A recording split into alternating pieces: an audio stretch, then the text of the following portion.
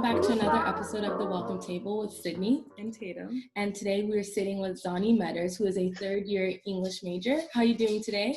Pretty good. How are you guys? Doing pretty well.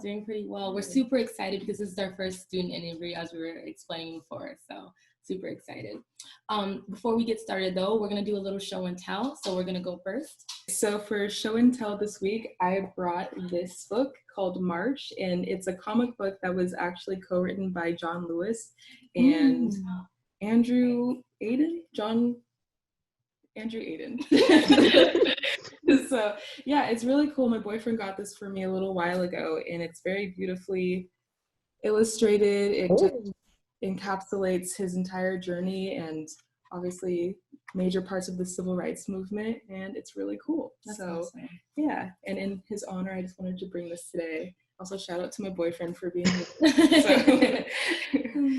Yeah. What did you bring to share with us today? Well, I actually couldn't decide what to bring, so I decided I would just show this notebook that I started writing in recently. Okay. Nice. I started using it to work on some of the short stories for like classes over the summer. Okay. And I also decided to bring this decorational baton that you can't read because it's backwards in the camera. But it's my name and my little sister's name. And she just started attending the school, and she's also on the track team now. So I'm very proud of her. Wow, you must be super, you already said super proud. Yeah. Awesome. Literally carrying the torch. Cool. That's nice. Cool. Well, to start out, we just wanted to get to know a little bit more about you, and we wanted to ask, what has your journey been like as a student at UCI, and how did you get into being an English major? Is that something that you always wanted to do? Have you always had an interest in reading and writing? Can you just go into a little bit about that? Yeah, so I knew I wanted to be an English major by the time I got into high school, because by that point, I've already exhausted every other career choice I wanted to be as a kid. I was like, I want to be a police officer, and I was like, no, don't want to do that. I want to be a lawyer, and then I was like, I don't really want to do that. Maybe I'm good at math, and I was like, oh, I'm not good at math. So felt that one. So by the time in high school, I was like, what am I good at? And I was like, all I'm good at is reading. And I do like to write. Hey, is that a career? And then I looked it up, and they were like, yeah, you could be an English major and minor in creative writing and start taking that type of avenue in your life. So I was like, oh, I guess that's what I'll be. Yeah, that's awesome. Yeah. What did you grow up reading when you were a kid? When I was a kid, I read everything from like fictional books to like historical, like autobiographies. Like I read anything I can get my hand on. I used to have like dictionaries I would just flip through because I was like, oh, these are so many cool words. I never heard of these before. Yeah. Nice. That's awesome. You're giving me like Matilda vibes. Yeah, well, now that I'm older, I mainly just read fantasy books because that's the genre I wish to write myself. So that's what I tend to read now. Okay, fantasy books. And did your track life start in high school then? Kind of. My parents started me with track when I was 8 years old, and I did it for like a year or two before I went off into other sports like tennis, or I tried golf, fencing, and a bunch of other like crazy sports. And then by the time high school came, I was like, I guess I like track.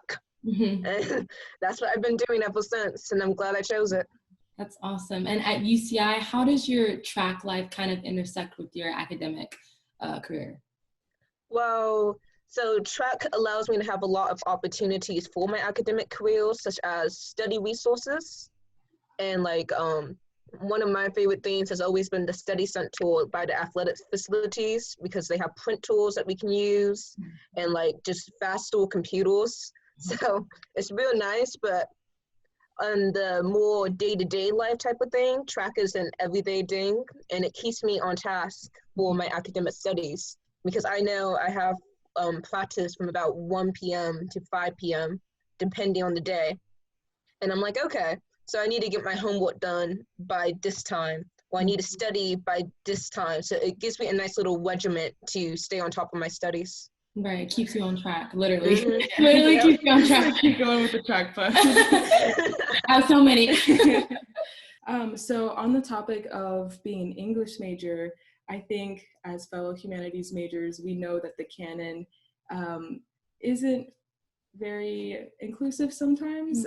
It mainly focuses on white men, let's be real. There's not a lot of POC and women representation. We wanted to ask, has that been your observation as well? And do you believe that there should be less tokenism within the English canon and more just inclusion? What do you think about that? I definitely believe there should be less tokenism.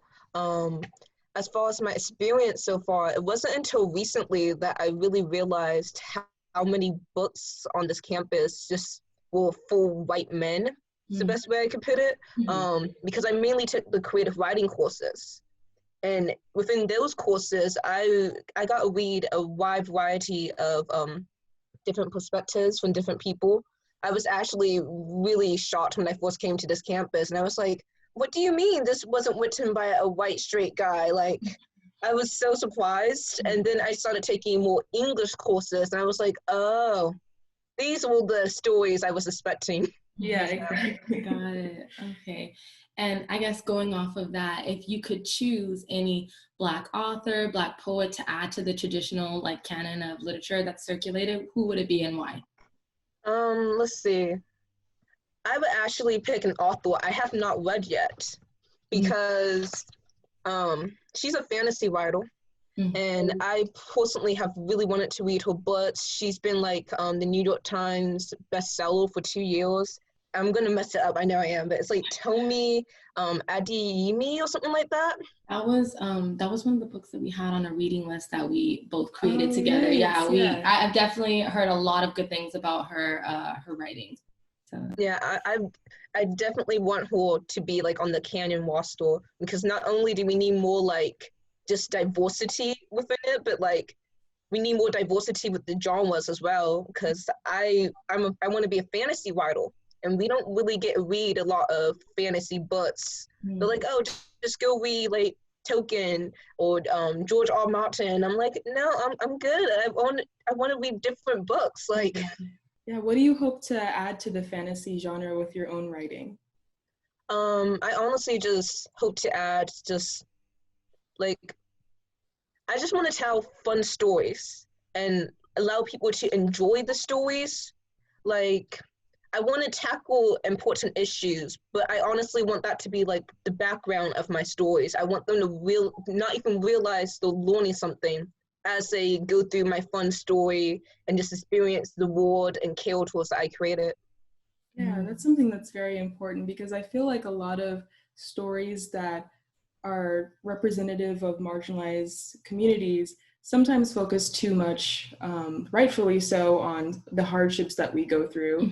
But it's sometimes just nice to escape, you know, and just be in this like fanciful world that, you know, is just far from reality. And that's okay, you know, it doesn't always have to be so heavy, but you can also weave in important topics as well. So I think that's really cool. Thank you. On the subject of, you know, representation, what areas do you feel that UCI excels in? Have you found any safe spaces on campus? I think UCI excels in being willing to learn. Like from my other college friends on different campuses, it seems like those colleges aren't as willing to listen to those students and work on their shortcomings as this school is. I'm not going to say the school is perfect, because I don't think any place can truly be perfect in terms of safe spaces and diversity, but I definitely think the school is trying to head in the right direction, and I really appreciate that. And as far as safe spaces on campus, there's actually this creative writing club here on the campus. I go to it like every Wednesday, I think is when it is, but it's so much fun. As like a writer, I feel so safe there, just because no one's like forcing ideas down me. They're not like, oh, because you're African American, part of the Black community, you have to write this. So like, oh, we were working on this? That's cool. How can I help you with that? or I'm also working on this. Let's work together. So it's just a real nice place, and I don't feel like I'm judged based off my waist, you know?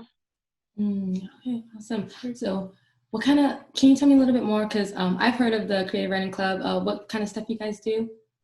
Oh, yeah. So the first half of the meeting, they take the time to teach you different writing techniques. Sometimes we'll focus on the actual writing itself, such as like different sentence structures and how you can make different scenes with them.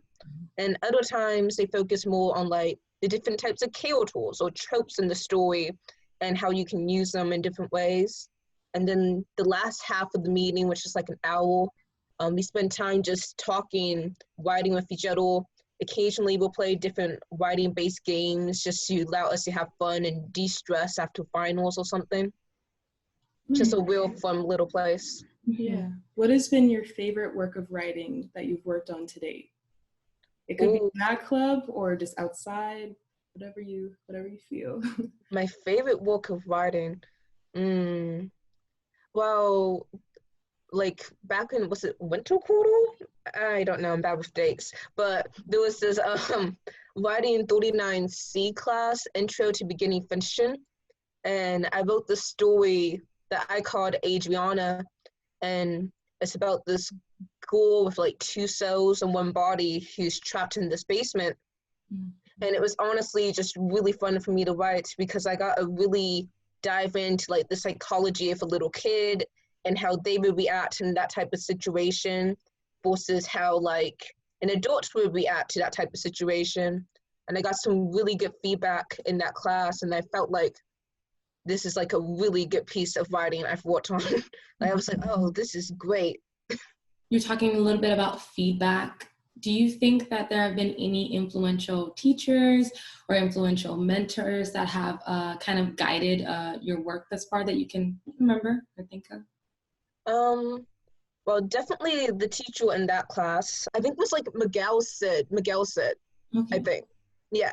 Anyway, he said something on the first day of class that I don't think he realized how much it meant to me. But he was like, I'm not going to tell you guys what to write. Someone asked a question in the class about what genres we were allowed to write. Because usually they're like, don't write fantasy, don't write superheroes.